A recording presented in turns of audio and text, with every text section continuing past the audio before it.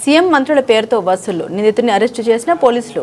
హైదరాబాద్ ముఖ్యమంత్రి మంత్రుల పేర్లు చెబుతూ డబ్బులు వసూలు చేస్తున్న సంతోష్ అనే వ్యక్తిని మేడ్చల్ పోలీసులు అరెస్టు చేశారు.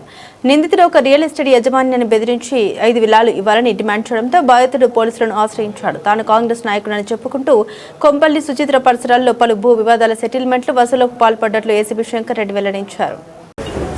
నిన్న సాయంత్రం సుమారు 6 గంటల సమయంలో మేడ్చల్ పిఎస్లోకి వచ్చి ఆర్ఆర్ రియాలిటీకి సంబంధించినటువంటి అజిత్ కుమార్ గారు ఒక కంప్లైంట్ ఇవ్వడం జరిగింది.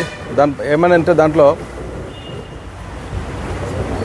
మంత్రుల పేరు చెప్పి సీఎం ఆఫీస్లో పేరు చెప్పి సీఎం గారు పిఏ అని చెప్పేసి అని భయపెట్టి నీ రియల్ ఎస్టేట్ కంపెనీలో మాకు డబ్బులు ఇవ్వాలని చెప్పేసి అని నేను పిఏలాగా పనిచేసి సీఎం గారు పిఏలాగా పనిచేస్తున్నానని చెప్పేసి అని పేరు పెట్టి వాళ్ళని భయపెట్టి డబ్బులు డిమాండ్ చేసి తీసుకోవడం జరిగింది.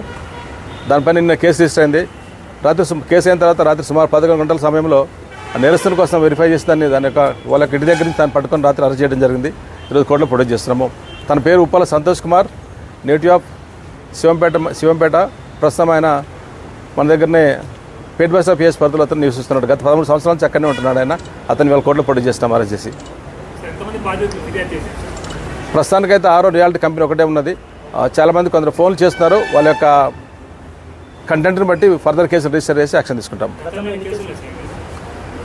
ప్రస్తుతానికైతే ఇతని పైన ఒక కేసే ఉంది. గతంలో ఓవరాల్ కంప్లైంట్స్ ఉండే కానీ పేపర్ మీద మాత్రం ఎవరు ఇవ్వలేదు. దాంట్లో అతని పైన ఒకవేళ ఎవరు ఇచ్చినట్టయితే మాత్రం తప్పకుండా కేసు రిజిస్టర్ చేసి యాక్షన్ తీసుకుంటాము. 5 విల్లాలు అమ్మి ఆ కాస్ట్ నాకు ఇవ్వాలని చెప్పేసి డిమాండ్ చేయడం జరిగింది. 5 విల్లాలు అమ్మి ఆ విల్లాల కాస్ట్ ఎంత ఉంటుందో నాకు ఇవ్వాలని చెప్పేసి ఆయన వాళ్ళు డిమాండ్ చేయడం జరిగింది.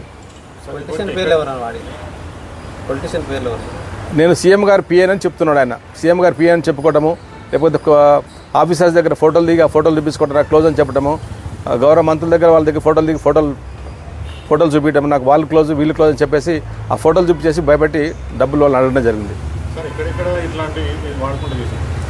అది ఎగ్జాక్ట్ తెలియదు. ఒక బాధిత వచ్చిన తర్వాత వాళ్ళు ఎవరైనా వచ్చినట్టయితే ఖచ్చితంగా వాళ్ళ మీద వాటిపైన వాళ్ళకున్నటువంటి బాధ ఏముందో దానిపైన ఎంత ఫీజిబిలిటీ ఉంటే అంతవరకు వాళ్ళు యాక్షన్ కంప్లైంట్ తీసుకొని కేసు రిజిస్టర్ చేస్తాము. అతనిపైన ఫర్దర్ యాక్షన్ తీసుకుంటాము. ఇతను ఒక్కడే ఉన్నాడు. సంతోష్ కుమార్ ఒకడే. ప్రస్తుతానికైతే ఏమి లేవు.